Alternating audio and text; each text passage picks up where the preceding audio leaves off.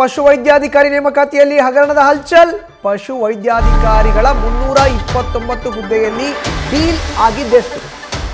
ಇದು ಈಗ ಎದ್ದಿರುವಂತ ಮೇನ್ ಪ್ರಶ್ನೆ. ಡೀಲ್ ಆಗಿರೋದು ಎಷ್ಟು?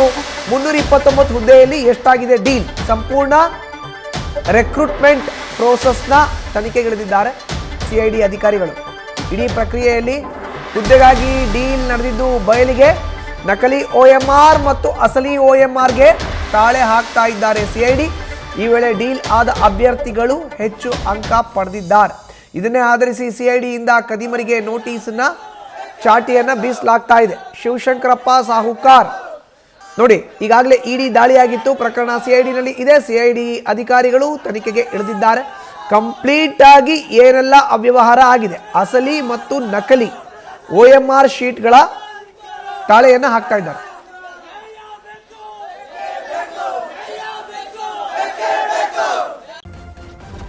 ನ್ಯೂಸ್ ಫಸ್ಟ್ ನಿರ್ಭೀತಿಯಿಂದ ನಿಮ್ಮ ಪರವಾಗಿ.